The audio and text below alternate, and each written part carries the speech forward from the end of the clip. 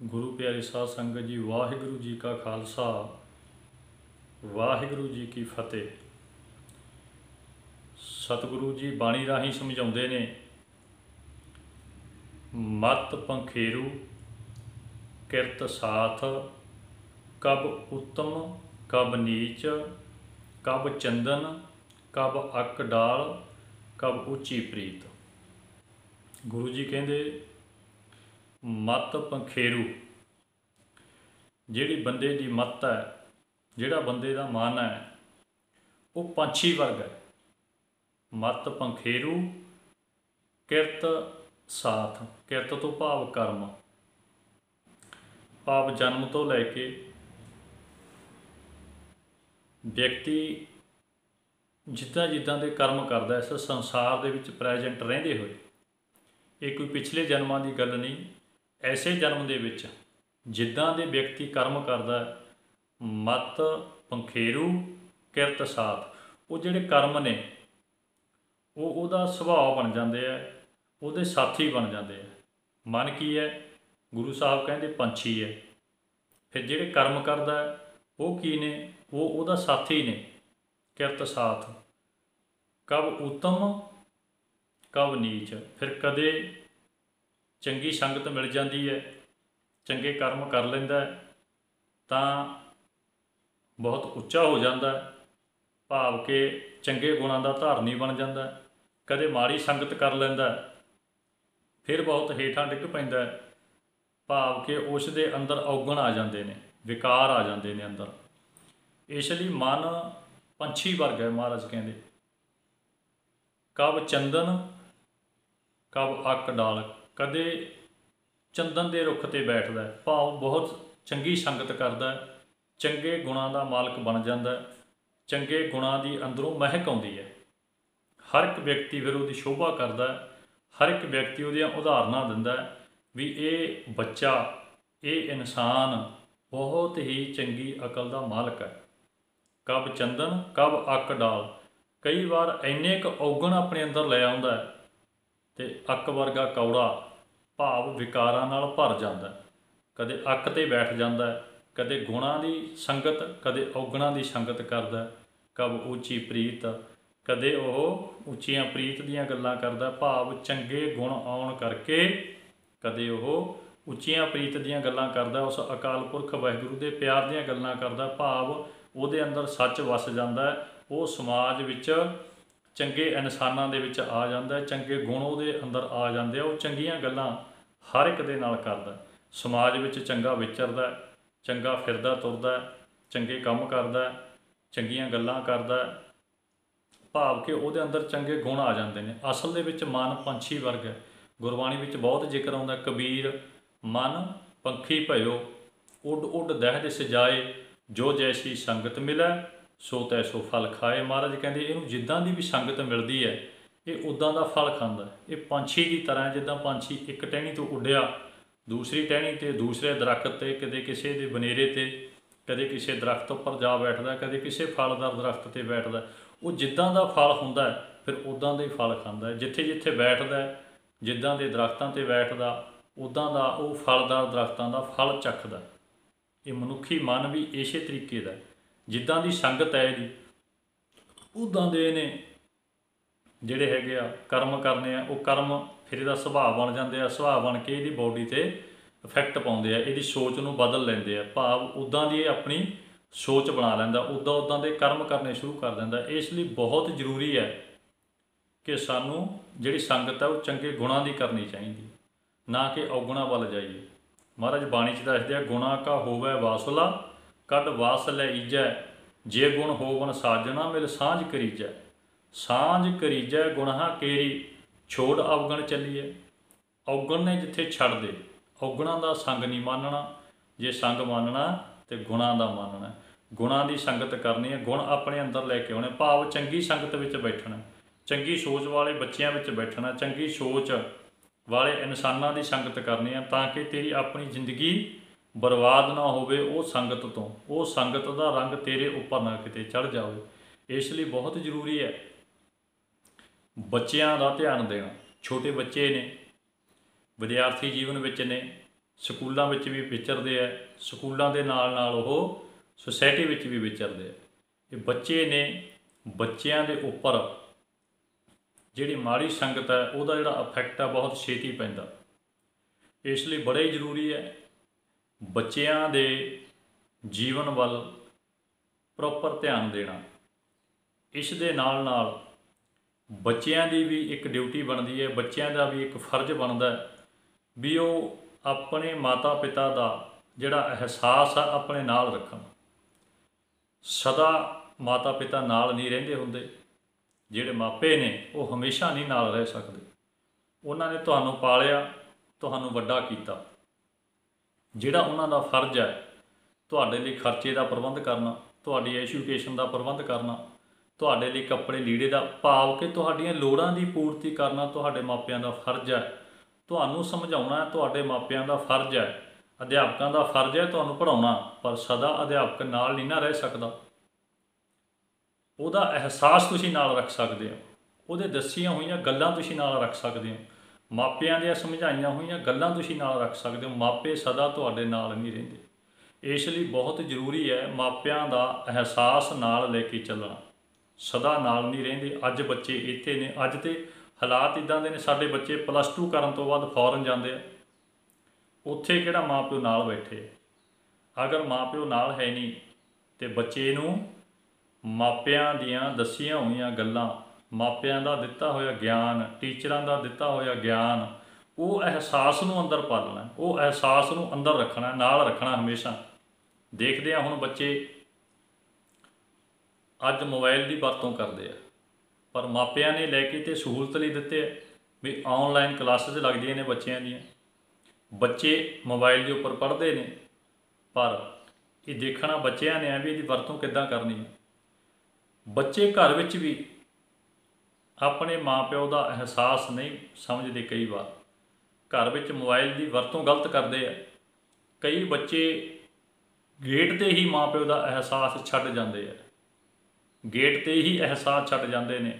ਹੁਣ ਬੱਚੇ ਦੂਰ ਦਰਾਡੇ ਵਿਦੇਸ਼ਾਂ ਵਿੱਚ ਬੈਠੇ ਆ, ਅਹਿਸਾਸ ਨਾਲ ਹੋਏਗਾ ਬੱਚਾ ਗਲਤੀ ਨਹੀਂ ਕਰੇਗਾ। ਅਹਿਸਾਸ ਪਾਲਣਾ ਬੱਚਿਆਂ ਨੇ, ਅਹਿਸਾਸ ਆਪਣੇ ਮਾਪਿਆਂ ਦਾ ਨਾਲ ਰੱਖਣਾ। ਅਹਿਸਾਸ ਨਾਲ ਨਹੀਂ ਹੋਏਗਾ, ਉਹਨਾਂ ਦੀਆਂ ਦੱਸੀਆਂ ਹੋਈਆਂ ਗੱਲਾਂ ਨਾਲ ਨਹੀਂ ਹੋਣਗੀਆਂ, ਚੰਗੀ ਸਮਝ ਅਤੇ ਸੋਝੀ ਦਾ ਮਾਲਕ ਨਹੀਂ ਹੋਏਗਾ, ਚੰਗੀ ਸੰਗਤ ਨਹੀਂ ਕਰੇਗਾ, ਤਾਂ ਇਹ ਬੱਚਾ ਜ਼ਿੰਦਗੀ ਵਿੱਚ ਧੋਖਾ ਖਾਏਗਾ। ਉਹ ਬੱਚੇ ਆਪਣੀ ਜ਼ਿੰਦਗੀ ਵਿੱਚ ਸਕਸੈਸਫੁਲ ਹੁੰਦੇ ਆ ਜਿਹੜੇ ਆਪਣੇ ਮਾਤਾ ਪਿਤਾ ਦਾ, ਅਧਿਆਪਕ ਦਾ ਅਤੇ ਸੁਸਾਇਟੀ ਦਾ ਧਿਆਨ ਰੱਖ ਕੇ ਸਮਾਜ ਵਿੱਚ ਵਿਚਰਦੇ। ਦੇਖੋ ਇਹ ਮਨੁੱਖੀ ਜੀਵਨ ਹੈ, ਇਹ ਸਮਾਂ ਮਿਲਿਆ, ਬਸ ਚੰਗੇ ਕਰਮ ਸਮਝੋ ਵੀ ਤੁਹਾਨੂੰ ਤੁਹਾਡੇ ਮਾਤਾ ਪਿਤਾ ਨੇ ਪਾਲ ਕੇ ਪੜ੍ਹਾ ਕੇ ਤੁਹਾਡੀਆਂ ਜ਼ਰੂਰਤਾਂ ਨੂੰ ਪੂਰੀਆਂ ਕੀਤਾ। ਅਕਾਲ ਪੁਰਖ ਵਾਹਿਗੁਰੂ ਨੇ ਤੁਹਾਨੂੰ ਇਸ ਸ੍ਰਿਸ਼ਟੀ ਦੇ ਵਿੱਚ ਆਉਣ ਦਾ ਮੌਕਾ ਦਿੱਤਾ, ਤੁਹਾਨੂੰ ਮਾਂ ਪਿਓ ਦੀ ਗੋਦ ਦਾ ਨਿੱਘ ਮਿਲਿਆ, ਉਹ ਤੁਹਾਡੇ ਚੰਗੇ ਕਰਮ ਨੇ। ਪਰ ਇਹ ਮਿਲੇ ਹੋਏ ਮਨੁੱਖੀ ਜਨਮ ਨੂੰ ਤੁਸੀਂ ਸਫਲ ਕਰਨਾ। ਉਹ ਸਫਲ ਕਿੱਦਾਂ ਹੋਵੇਗਾ? ਇਹ ਚੀਜ਼ਾਂ ਨੂੰ ਸਮਝਣਾ, ਆਪਣੇ ਮਾਤਾ ਪਿਤਾ ਦਾ ਅਹਿਸਾਸ ਨਾਲ ਲੈ ਕੇ ਤੁਰਨਾ, ਅਧਿਆਪਕਾਂ ਦਾ ਅਹਿਸਾਸ ਨਾਲ ਲੈ ਕੇ ਤੁਰਨਾ, ਉਹ ਦੱਸੀਆਂ ਹੋਈਆਂ ਗੱਲਾਂ ਨੂੰ ਜ਼ਿੰਦਗੀ 'ਚ ਨਾਲ ਲੈ ਕੇ ਤੁਰਨਾ, ਸਮਾਜ ਵਿੱਚ ਵਿਚਰਦਿਆਂ ਹੋਇਆਂ ਸਮਾਜਿਕ ਕਦਰਾਂ ਕੀਮਤਾਂ ਦਾ ਧਿਆਨ ਰੱਖਣਾ। ਇਹ ਬੜੀਆਂ ਵੱਡੀਆਂ ਡਿਊਟੀਆਂ ਨੇ। ਜਿਹੜੇ ਬੱਚੇ ਇਹਨਾਂ ਗੱਲਾਂ ਨੂੰ ਇਗਨੋਰ ਕਰਕੇ ਆਪਣੀ ਜ਼ਿੰਦਗੀ ਦੇ ਵਿੱਚ ਆਪ ਮੁਹਾਰੇ ਮਾੜੀ ਸੰਗਤ ਵਿੱਚ ਪੈ ਜਾਂਦੇ ਨੇ, ਕਈ ਵਾਰੀ ਨਸ਼ਿਆਂ ਵਿੱਚ ਜ਼ਿੰਦਗੀ ਬਰਬਾਦ ਕਰ ਲੈਂਦੇ ਨੇ, ਕਈ ਵਾਰੀ ਹੋਰ ਮਾੜੀ ਸੰਗਤ ਵਿੱਚ ਇੱਦਾਂ ਦੇ ਗਲਤ ਫੈਸਲੇ ਬੱਚੇ ਲੈਂਦੇ ਮੈਂ ਵੇਖੇ ਹੈ, ਬਾਅਦ ਵਿੱਚ ਸਾਰੀ ਜ਼ਿੰਦਗੀ ਦੇ ਪਛਤਾਵੇ ਤੋਂ ਬਿਨਾਂ ਹੋਰ ਕੁਝ ਵੀ ਪੱਲੇ ਵਿੱਚ ਨਹੀਂ ਰਹਿੰਦਾ। ਇਸ ਲਈ ਮਾਪਿਆਂ ਦਾ ਅਹਿਸਾਸ, ਸਮਾਜ ਦਾ ਧਿਆਨ, ਅਧਿਆਪਕਾਂ ਦੀਆਂ ਦੱਸੀਆਂ ਹੋਈਆਂ ਗੱਲਾਂ, ਉਸ ਅਕਾਲ ਪੁਰਖ ਵਾਹਿਗੁਰੂ ਦਾ ਭੈ ਮਨ ਵਿੱਚ ਹੋਣਾ ਬਹੁਤ ਜ਼ਿਆਦਾ ਜ਼ਰੂਰੀ ਹੈ। ਸਾਡੀ ਪ੍ਰਕਿਰਤੀ ਵੱਲ ਵੇਖੀਏ ਆਪਾਂ, ਸਾਡੀ ਪ੍ਰਕਿਰਤੀ ਵੱਲ ਜੇ ਦੇਖੀਏ, ਸਾਰੀ ਪ੍ਰਕਿਰਤੀ ਉਸ ਅਕਾਲ ਪੁਰਖ ਵਾਹਿਗੁਰੂ ਦੇ ਭੈ ਵਿੱਚ ਅਤੇ ਡਿਸਿਪਲਨ ਵਿੱਚ ਚੱਲਦੀ ਹੈ। ਜਿੱਦਣੇ ਡਿਸਿਪਲਨ ਕ੍ਰੀਏਟ ਹੁੰਦਾ ਅਤੇ ਇਸ ਧਰਤੀ ਦਾ ਕੀ ਹਾਲ ਹੁੰਦਾ। ਜਦੋਂ ਹਵਾ ਚੱਲਦੀ ਹੈ ਆਪਾਂ ਨੂੰ ਬੜੀ ਚੰਗੀ ਲੱਗਦੀ ਹੈ, ਜਦੋਂ ਹਨੇਰੀ ਆਉਂਦੀ ਹੈ ਅੰਦਰ ਵੜ ਵੜ ਬੈਠਦੇ ਹਾਂ ਆਪਾਂ। ਇਨਡਿਸਿਪਲਨ ਜਦੋਂ ਕ੍ਰੀਏਟ ਹੁੰਦਾ ਕਿਤੇ तो बड़ा औखा होंदा है। तुहाडी जिंदगी तुसी इस प्रकृति तो सीखो। गुरु जी बाणी च दसदे आ, भै विच पवन वह सदभाओ, भै विच चलै लख दरियाओ। किन्ने ही दरिया ने ਜਿਹੜੇ ਉਸ ਅਕਾਲ ਪੁਰਖ ਵਾਹਿਗੁਰੂ ਦੀ ਭੈ 'ਚ ਚੱਲਦੇ, ਪਰ ਜਿੱਦਣੇ ਦਰਿਆ ਦਾ ਬੰਨ੍ਹ ਟੁੱਟ ਜੇ, ਇਨਡਿਸਿਪਲਿਨ ਜਿੱਥੇ ਕ੍ਰੀਏਟ ਹੋਏਗਾ ਤੇ ਸਾਨੂੰ ਬੜਾ ਹੀ ਔਖਾ ਹੋਏਗਾ। ਹਵਾ ਭੈ ਵਿੱਚ ਚੱਲਦੀ, ਸਾਰਾ ਕੁਝ ਉਸ ਮਾਲਕ ਦੀ ਭੈ ਵਿੱਚ ਹੈ। ਸਾਨੂੰ ਇਸ ਪ੍ਰਕਿਰਤੀ ਤੋਂ ਸਮਝ ਲੈਣੀ ਚਾਹੀਦੀ ਹੈ, ਸਾਨੂੰ ਇਸ ਪ੍ਰਕਿਰਤੀ ਤੋਂ ਸੋਝੀ ਲੈਣੀ ਚਾਹੀਦੀ ਹੈ। ਅਕਾਲ ਪੁਰਖ ਵਾਹਿਗੁਰੂ ਦਾ ਭੈ, ਮਾਤਾ ਪਿਤਾ ਦਾ ਅਹਿਸਾਸ, ਅਧਿਆਪਕ ਦਾ ਅਹਿਸਾਸ, ਸਾਡੀ ਸੁਸਾਇਟੀ ਦਾ ਖਿਆਲ ਹਮੇਸ਼ਾ ਸਾਨੂੰ ਰੱਖਣਾ ਚਾਹੀਦਾ। ਅਹਿਸਾਸ ਅੰਦਰ ਪਾਲੋ, ਜਿੱਦਾਂ ਅਸੀਂ ਹੋਰ ਰੀਝਾਂ ਪਾਲਦੇ ਹਾਂ, ਬੜੀਆਂ ਰੀਝਾਂ ਅੰਦਰ ਪਾਲਦੇ ਹਾਂ, ਆਪਣੇ ਬੜੇ ਚਾਅ ਅੰਦਰ ਪਾਲਦੇ ਹਾਂ, ਪਾਲੋ। ਫਿਰ ਮਾਪਿਆਂ ਤੋਂ ਉਹਨਾਂ ਰੀਝਾਂ ਦੀ ਪੂਰਤੀ ਵੀ ਅਸੀਂ ਕਰਾਉਂਦੇ ਹਾਂ। ਮਾਪੇ ਤੁਹਾਡੀਆਂ ਰੀਝਾਂ ਦੀ ਪੂਰਤੀ ਕਰ ਦਿੰਦੇ ਆ, ਪਰ ਉੱਥੇ ਤੁਹਾਡਾ ਫਰਜ਼ ਨਹੀਂ ਬਣਦਾ। ਜਿਨ੍ਹਾਂ ਨੇ ਤੁਹਾਡੀਆਂ ਰੀਝਾਂ ਦੀ ਪੂਰਤੀ ਕੀਤੀ ਹੈ ਵੀ ਉਹਨਾਂ ਦਾ ਖਿਆਲ ਰੱਖਿਆ ਜਾਵੇ, ਉਹਨਾਂ ਮਾਪਿਆਂ ਦਾ ਅਹਿਸਾਸ ਤੁਹਾਡੇ ਨਾਲ ਹੋਵੇ ਹਰ ਵਕਤ। ਤੁਸੀਂ ਜਿੱਥੇ ਵੀ ਜਾਵੋ, ਮਾਪਿਆਂ ਦਾ ਅਹਿਸਾਸ ਤੁਹਾਡੇ ਨਾਲ ਹੋਵੇ। ਅੰਗ ਸੰਗ ਸਮਝੋ ਵੀ ਸਾਡੇ ਮਾਪੇ ਸਾਡੇ ਨਾਲ ਨੇ, ਭਾਵੇਂ ਤੁਸੀਂ ਵਿਦੇਸ਼ਾਂ ਦੀ ਧਰਤੀ 'ਤੇ ਕਿਉਂ ਨਾ ਹੋ। ਚੇਤਾ ਕਰੋ, ਸਮਾਜ ਵਿੱਚ ਵਿਚਰਦਾ ਹੋਇਆ ਬੱਚਾ ਕਈ ਵਾਰ ਗਲਤੀਆਂ ਕਰਦਾ। ਮਾਪੇ ਕੀ ਕਰਦੇ ਆ? ਮਾਪੇ ਆਪਣੇ ਪੁੱਤਰ ਦੀ ਗਲਤੀ ਨੂੰ ਮਹਿਸੂਸ ਕਰਦੇ ਆ, ਆਪਣੇ ਬੱਚੇ ਨੂੰ ਸਮਝਾਉਂਦੇ ਆ, ਆਪਣੀਆਂ ਧੀਆਂ ਨੂੰ ਸਮਝਾਉਂਦੇ ਆ। ਜੈਸਾ ਬਾਲਕ ਭਾਏ ਸੁਭਾਏ, ਲੱਖ ਅਪਰਾਧ ਕਮਾਵੈ, ਕਰ ਉਪਦੇਸ਼ ਝਿੜਕੇ ਬਹੁ ਭਾਂਤੀ, ਬਹੁਰ ਪਿਤਾ ਗਲ ਲਾਵੈ। ਫਿਰ ਕਿਤੇ ਗੱਲ ਨਾਲ ਹੀ ਲਾਉਂਦੇ ਮਾਪੇ, ਝਿੜਕਦੇ ਵੀ ਨੇ, ਸਮਝਾਉਂਦੇ ਵੀ ਨੇ। ਬੱਚੇ ਆਪਣੇ ਸੁਭਾਅ ਦੇ ਮੁਤਾਬਕ, ਗੁਰੂ ਸਾਹਿਬ ਕਹਿੰਦੇ, ਲੱਖ ਅਪਰਾਧ ਕਮਾਵੈ, ਬਹੁਤ ਗਲਤੀਆਂ ਕਰ ਦਿੰਦੇ ਨੇ ਬੱਚੇ, ਪਰ ਮਾਪੇ ਸਮਝਾਉਂਦੇ ਆ, ਫਿਰ ਗੱਲ ਨਾਲ ਲਾਉਂਦੇ ਆ, ਗਲਵੱਕੜੀ ਵਿੱਚ ਲੈਂਦੇ ਆ।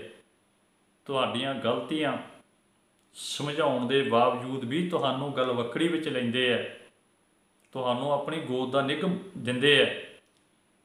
ਇਸ ਲਈ ਜ਼ਰੂਰੀ ਹੈ ਬੱਚੇ ਬੱਚੀਆਂ ਨੂੰ ਆਪਣੇ ਮਾਂ ਪਿਓ ਦੇ ਫਰਜ਼ਾਂ ਨੂੰ ਪਛਾਣਨਾ, ਉਹਨਾਂ ਨੂੰ ਯਾਦ ਰੱਖਣਾ ਵੀ ਸਾਡੇ ਮਾਪਿਆਂ ਨੇ ਫਰਜ਼ ਨਿਭਾਏ ਨੇ, ਸਾਡੇ ਲਈ ਉਹਨਾਂ ਨੇ ਦਿਨ ਰਾਤ ਇੱਕ ਕਰਕੇ ਮਿਹਨਤ ਕੀਤੀ ਹੈ, ਸਾਨੂੰ ਉਹਨਾਂ ਨੇ ਪੜ੍ਹਾਇਆ, ਸਾਨੂੰ ਪਾਲਿਆ।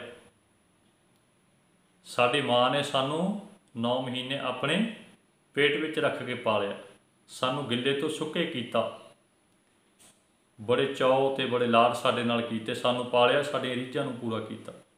ਇਸ ਲਈ ਬੱਚਿਆਂ ਨੂੰ ਮਾਪਿਆਂ ਦਾ ਅਹਿਸਾਸ, ਅਧਿਆਪਕਾਂ ਨੇ ਤੁਹਾਨੂੰ ਪੜ੍ਹਾਇਆ, ਅਧਿਆਪਕਾਂ ਦਾ ਅਹਿਸਾਸ, ਉਸ ਅਕਾਲ ਪੁਰਖ ਵਾਹਿਗੁਰੂ ਨੇ ਤੁਹਾਨੂੰ ਜੀਵਨ ਦਿੱਤਾ, ਉਹਦਾ ਅਹਿਸਾਸ ਤੁਹਾਡੇ ਨਾਲ ਹੋਣਾ ਚਾਹੀਦਾ। ਜ਼ਿੰਦਗੀ ਵਿੱਚ ਸਕਸੈਸਫੁਲ ਹੋਵੋਗੇ। ਗੁਰੂ ਜੀ ਬਾਣੀ 'ਚ ਲਿਖਦੇ ਨੇ, ਲੱਖ 84 ਜੋਨ ਸਵਾਈ, ਮਾਨਸ ਕੋ ਪ੍ਰਭ ਦੀ ਵਡਿਆਈ। ਇਸ ਪੌੜੀ ਤੇ ਜੋ ਨਰ ਚੁੱਕੈ, ਆਏ ਜਾਏ ਦੁੱਖ ਪਾਏਂਦਾ। ਮਹਾਰਾਜ ਕਹਿੰਦੇ 84 ਲੱਖ ਜੂਨਾਂ ਇਸ ਧਰਤੀ 'ਤੇ, 84 ਤੋਂ ਵੱਧ ਵੀ ਬਾਣੀ ਵਿੱਚ ਲਿਖੀਆਂ ਹੋਈਆਂ ਨੇ।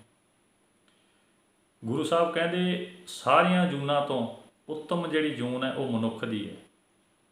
ਲੱਖ 84 ਜੋਨ ਸਵਾਈ, ਮਾਨਸ ਕੋ ਪ੍ਰਭ ਦੀ ਵਡਿਆਈ। ਵਡਿਆਈ ਕਿਹਨੂੰ ਦਿੱਤੀ? ਮਾਨਸ ਨੂੰ, ਮਨੁੱਖ ਨੂੰ ਦਿੱਤੀ। ਇਹਨੂੰ ਸੋਝੀ ਦਿੱਤੀ, ਇਹਨੂੰ ਸਮਝ ਦਿੱਤੀ, ਇਹਨੂੰ ਇੰਨਾ ਸੋਹਣਾ ਮਾਹੌਲ ਕ੍ਰੀਏਟ ਕਰਕੇ ਦਿੱਤਾ।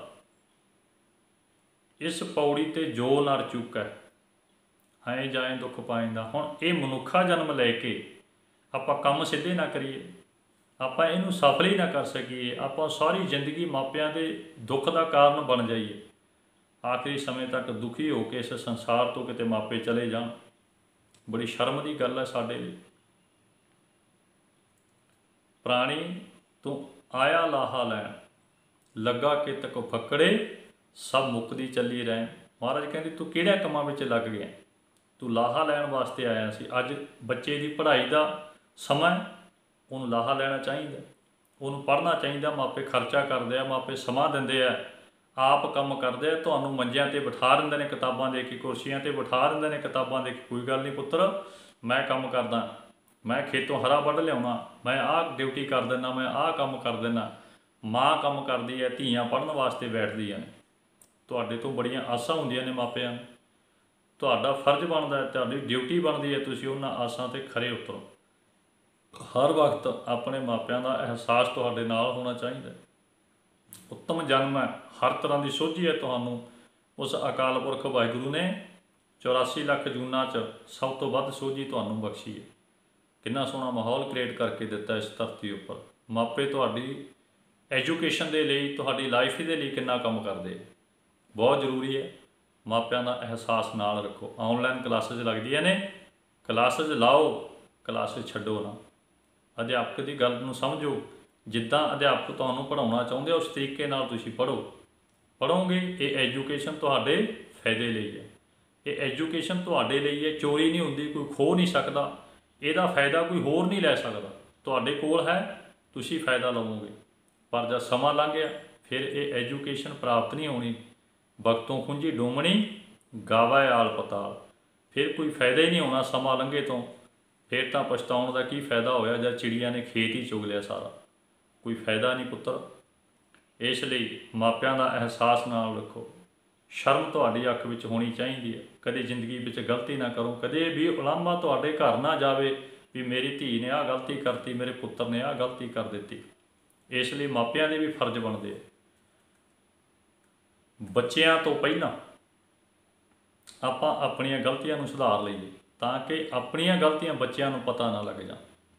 ਜੇਕਰ ਆਪਣੇ ਵਿੱਚ ਕਮੀਆਂ ਨੇ ਤਾਂ ਮਾਪੇ ਵੀ ਆਪਣੀਆਂ ਕਮੀਆਂ ਨੂੰ ਸੁਧਾਰਨ ਦੀ ਕੋਸ਼ਿਸ਼ ਕਰਨ ਤਾਂ ਕਿ ਉਹ ਕਮੀਆਂ ਤੁਹਾਡੇ ਬੱਚਿਆਂ ਤੱਕ ਨਾ ਚਲੀਆਂ ਜਾਣ, ਤੁਹਾਡੇ ਬੱਚਿਆਂ ਨੂੰ ਨਾ ਪਤਾ ਲੱਗ ਜਾਵੇ ਤੁਹਾਡੀਆਂ ਕਮੀਆਂ ਦਾ।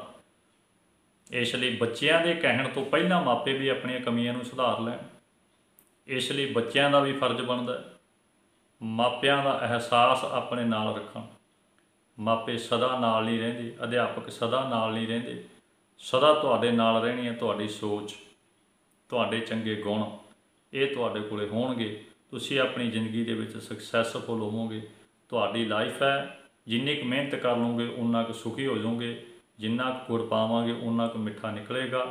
ਪਰ ਮੈਂ ਇੱਕ ਗੱਲ ਆਖੂੰਗਾ ਬੱਚਿਓ, ਇਹ ਸਮਾਂ ਦੁਬਾਰਾ ਨਹੀਂ ਮਿਲਣਾ। ਕਦੇ ਵੀ ਟੀਚਰ ਦੇ ਕਹੀ ਹੋਈ ਗੱਲ ਨੂੰ, ਮਾਪਿਆਂ ਦੀ ਕਹੀ ਹੋਈ ਗੱਲ ਨੂੰ ਇਗਨੋਰ ਨਾ ਕਰੋ।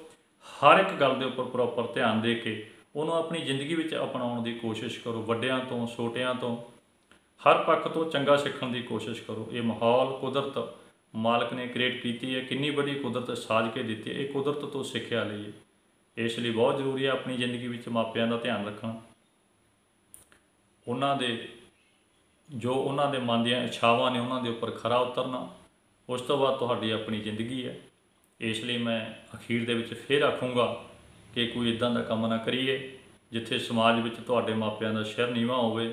ਤੁਹਾਡੇ ਅਧਿਆਪਕਾਂ ਨੂੰ ਪਤਾ ਲੱਗੇ ਵੀ ਸਾਡਾ ਪੜ੍ਹਾਇਆ ਹੋਇਆ ਸਟੂਡੈਂਟ ਅੱਜ ਇਸ ਤਰ੍ਹਾਂ ਦੀਆਂ ਗਲਤੀਆਂ ਕਰਦਾ, ਉਹਦਾ ਵੀ ਸਿਰ ਨੀਵਾਂ ਹੋਵੇ। ਬਹੁਤ ਜ਼ਰੂਰੀ ਹੈ ਤੁਹਾਡਾ ਆਪਣਾ ਵੀ ਸਿਰ ਨੀਵਾਂ ਹੋਏਗਾ। ਤੁਸੀਂ ਵੀ ਇਸ ਸਮਾਜ ਵਿੱਚ ਵਿਚਰਨਾ। ਬੱਚੇ ਗਲਤੀਆਂ ਕਰਦੇ ਕਰਦੇ ਕਈ ਵਾਰੀ ਇੱਦਾਂ ਦੀ ਗਲਤੀ ਕਰ ਲੈਂਦੇ ਆ ਜਿਹਦੇ ਵਿੱਚ ਫਿਰ ਉਹ ਸਦਾ ਵਾਸਤੇ ਆਪਣੀ ਜ਼ਿੰਦਗੀ 'ਚੋਂ ਹੱਥ ਧੋ ਲੈਂਦੇ ਨੇ। ਇੱਦਾਂ ਦੇ ਰਸਤਿਆਂ 'ਤੇ ਪੈ ਮੈਂ ਬੱਚੇ ਵੇਖੇ ਆ। ਬਹੁਤ ਜ਼ਰੂਰੀ ਹੈ ਮਾਪਿਆਂ ਦਾ ਅਹਿਸਾਸ ਪਾਲਣਾ ਤਾਂ ਕਿ ਉਹਨਾਂ ਦੀ ਜ਼ਿੰਦਗੀ ਵੀ ਖੁਸ਼ ਹੋਵੇ, ਤੁਸੀਂ ਵੀ ਆਪਣੀ ਜ਼ਿੰਦਗੀ ਵਿੱਚ ਖੁਸ਼ ਹੋਵੋ, ਤੁਹਾਡੇ ਅਧਿਆਪਕ ਵੀ ਆਪਣੀ ਜ਼ਿੰਦਗੀ ਵਿੱਚ ਖੁਸ਼ ਹੋਣ। ਉਹ ਅਕਾਲ ਪੁਰਖ ਵਾਹਿਗੁਰੂ ਵੀ ਤੁਹਾਡੇ ਉੱਪਰ ਮਿਹਰਾਂ ਭਰਿਆ ਹੱਥ ਰੱਖੇ ਜਦ ਤੁਸੀਂ ਉਹਦੀ ਰਜ਼ਾ ਵਿੱਚ ਚੱਲੋਗੇ। ਇਹਨਾਂ ਕੁਝ ਕਹਿੰਦਾ ਖਿਮਾ ਚਾਹੁੰਦਾ। ਵਾਹਿਗੁਰੂ ਜੀ ਕਾ ਖਾਲਸਾ, ਵਾਹਿਗੁਰੂ ਜੀ ਕੀ ਫਤਿਹ।